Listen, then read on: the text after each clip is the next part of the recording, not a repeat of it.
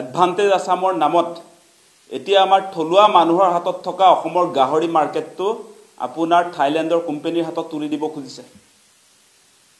আমাৰ অসমীয়া মানুহে আপোনালোকে জানে আমাৰ জনজাতীয় মানুহবিলাকে আজি বড়ো মিচিং কাৰ্বি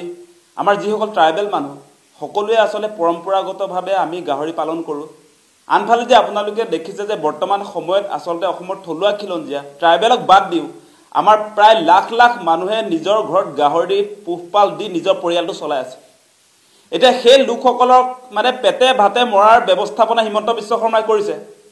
হিমন্ত বিশ্ব শৰ্মা ডাঙৰীয়া আপুনি অসমৰ মালিক নহয় আপুনি আমাৰ হাতৰ পৰা আমাৰ গাহৰি বজাৰখন আসলে কাঢ়ি সেই থাইলেণ্ডৰ কোম্পানীৰ হাতত যে তুলি দিব খুজিছে এই সিদ্ধান্ত আপোনাক লবলৈ আছে কোনে অধিকাৰ দিলে আপোনাক কোনে অধিকাৰ দিলে আসলতে সেই কথাটো আমি সুধিছো আপোনালোকে জানে যে আমাৰ ঘৰত এতিয়া গাহৰিৰ ফাৰ্ম আছে আমাৰ থলুৱা লোকসকলে গাহৰি পোহপালন দিয়ে এতিয়া বৰ্তমান সময়ত আপোনালোকে জানে যে লাখ লাখ পৰিয়াল মই সেই কথাটো কৈছো গাহৰি যিবিলাক আসলে গাহৰি পালক এইটো আসলে গ্ৰাম্য অৰ্থনীতিৰ লগত জড়িত হৈ আছে গতিকে আমাৰ গ্ৰাম্য অৰ্থনীতিটোক মানে তছনছ কৰি দিব খুজিছে আজি থাইলেণ্ডৰ কোম্পানীৰ স্বাৰ্থত হিমন্ত বিশ্ব শৰ্মা এনেকুৱা হঠকাৰী সিদ্ধান্ত লৈছে আৰু এই হঠকাৰী সিদ্ধান্ত আমি কেতিয়াও মানি নলওঁ সেই কথা আমি স্পষ্ট কৰি দিছো আৰু আপোনালোকে নিশ্চয় গম পাইছে যে অসমৰ গাহৰি পালক সন্থাই ইতিমধ্যে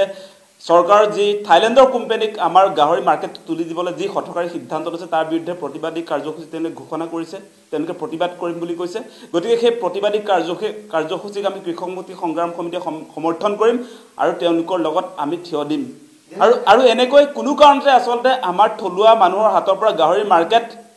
থাইলেণ্ডৰ কোম্পানীৰ হাতত গোটাই দিব আমি মনে মনে বহি থাকিম হেতু কেতিয়াও নহয় হেতু হ'বলৈ নিদিও আমি কোনো কাৰণতে হিমন্ত বিশ্ব শৰ্মাক আমি মালিক বনাই থোৱা নাই কিন্তু তেও মানে আপোনালোকে দেখিছে এডভান্টেজ আসাম পতাৰ নামত এফালৰ পৰা আমাৰ যিবিলাক ৰাজহুৱা খণ্ডৰ যিবিলাক সম্পদ সেইবিলাক বহিৰাগত যিবিলাক বিদেশী কোম্পানী তাক তুলি দিছে যোৱাবাৰ যি এডভান্টেজ আসাম 1.0 সেই এডভান্টেজ আসাম পতাৰ সময়ত আপোনালোকে দেখিছিলে যে খানাপাৰা যি পশু চিকিৎসা মহাবিদ্যালয়ৰ যিটো খেলপথাৰ তাতে দেশী বিদেশী প্ৰায় 4000 উদ্যোগপতি তাত জমা হৈছিলে তেওঁ সপোন দেখুৱাইছিলে অসমৰ ৰাইজক যে অসমত এবাৰ ইণ্ডাষ্ট্ৰি হ'ব অসমত উদ্যোগ তেওঁ প্ৰতিষ্ঠা কৰাৰ কথা কৈছিলে আৰু সেই উদ্যোগত অসমৰ আমাৰ যুৱক যুৱতীসকলে অসমৰ মানুহে তাত কৰ্মসংস্থাপন পাব তেনেকুৱা সপোন দেখুৱাইছিলে এতিয়া আমি প্ৰত্যাহ্বান জনাইছো হিমন্ত বিশ্ব শৰ্মা ডাঙৰীয়া আপোনাৰ সেই 4000 মানুহে 4000 যি উদ্যোগপতি অসমলৈ আনিছিলে সেই এডভান্টেজ আসামৰ জৰিয়তে কেইটা ইণ্ডাষ্ট্ৰি আপুনি প্ৰতিষ্ঠা কৰি তাৰ উত্তৰটো প্ৰথমতে দিলক আপুনি 100 কোটি টকা যে ৰাইজৰ পৰা চলাট কৰি দিলে 100 কোটি টকা যে মাৰি দিলে তাৰ পাছত কোনটো ইণ্ডাষ্ট্ৰিত কেইজন আমাৰ অসমৰ থলুৱা খিলঞ্জীয়া যুৱক যুৱতীয়ে চাকৰি কৰি আছে সেই তালিকাখন প্ৰথমতে প্ৰকাশ কৰক আপুনি এনেকৈ এডভান্টেজ আসাম পাতিছে বুলি এতিয়া যে দেখে বিদেশে যে ঘূৰি ফুৰিছে অসমৰ ৰাজকোষৰ টকা যে খৰচ কৰি আছে সেই টকা খৰচ কৰি তেওঁ ইয়ালে মানে আপোনাৰ বিদেশী যিবিলাক কোম্পানী সেইবিলাক আমন্ত্ৰণ জনাইছে আৰু অসমৰ সম্পদবিলাক তেওঁ মানে বিক্ৰী কৰিব সেই কাৰ্যসূচীয়ে কৰে আপোনালোকে দেখিছে যে যোৱাবাৰ এডভান্টেজ আসাম 1.0 ৰ পাছত আমাৰ যি আন্তঃৰাষ্ট্ৰীয় লোকপ্ৰিয় গোপীনাথ বৰদলৈ আমাৰ লোকপ্ৰিয় গোপীনাথ বৰদলৈ যিটো আন্তঃৰাষ্ট্ৰীয় বিমান বন্দৰ সেইটো আদানীক তুলি দিলে এডভান্টেজ আসাম পাতি তাৰ পাছত আপোনালোকে দেখিছে যে এতিয়া যিবিলাক আমাৰ আসলতে অসমৰ যিবিলাক বিৰল প্ৰজাতিৰ প্ৰাণী সেইবিলাক এফালৰ পৰা আম্বানী চিৰিয়াখানালৈ ৰপ্তানি কৰা হৈছে এনেকুৱা ঘটনা ঘটিছে আৰু তেওঁলোকে মাজতে আমাৰ কাজিৰঙা ৰাষ্ট্ৰীয় উদ্যানখনো এই আদানী গ্ৰুপকে দিবৰ কাৰণে আম্বানী গ্ৰুপক দিবৰ কাৰণে ব্যক্তিগত খণ্ডক গতাবৰ কাৰণে চক্ৰান্ত কৰি আছিল আমি প্ৰতিবাদ কৰাৰ কাৰণে যেনিবা সেইটো নিদিলে আৰু মাজতে আপোনালোকে নিশ্চয় দেখিছে যে এই অসম ৰাজ্যিক চিৰিয়াখানাৰ লগত চুক্তি কৰি আপোনাৰ 4টা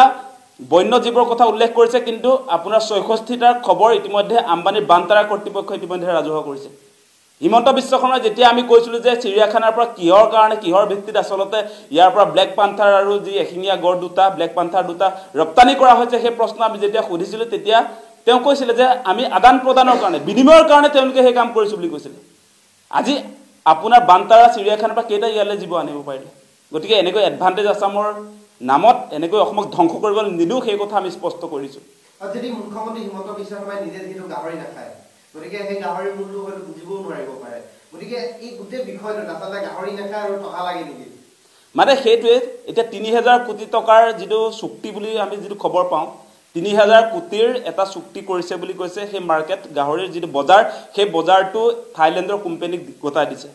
মানে তেওঁ আমাৰ যিবিলাক থলুৱা মানুহৰ হাতত যে গাহৰি মাৰ্কেটটো আছে সেই মাৰ্কেটটো আসলতে এই থাইলেণ্ডৰ কোম্পানীৰ হাতত তুলি দিবলৈ যেটো চক্ৰান্ত কৰিছে এতিয়া আমি হিমন্ত বিশ্ব শৰ্মাক আমি সুধিব খুজো যে থাইলেণ্ডৰ কোম্পানীক যে আপুনি আমাৰ গাহৰি মাৰ্কেটটো যে দিব খুজিছে আপুনি আমাৰ পৰিয়ালবিলাক চলাব নেকি আজি আমাৰ এই যিবিলাক থলুৱা খিলঞ্জীয়া মানুহ যিবিলাকে গাহৰি এটা দুটা পোহপালন কৰি নিজৰ পৰিয়ালটো যে চলাই আছে,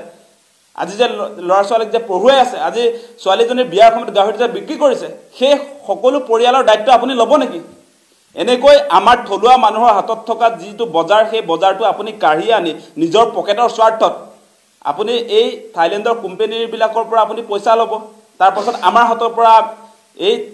যিটো আপোনাৰ গাহৰি মাৰ্কেট সেইটো আপুনি থাইলেণ্ডৰ কোম্পানীক তুলি দিব, আমি মনে মনে বহি থাকিম, সেইটো কেতিয়াও নহ'ব। থলুৱা খিলঞ্জীয়াৰ বিৰুদ্ধে যিটো সিদ্ধান্ত লৈছে সেই সিদ্ধান্ত অতি শীঘ্ৰে বাতিল কৰক, নহ'লে ইয়াৰ বিৰুদ্ধে তীব্ৰ গণতান্ত্ৰিক আন্দোলন হ'ব, সেই কথা আমি স্পষ্ট কৰি দিছোঁ।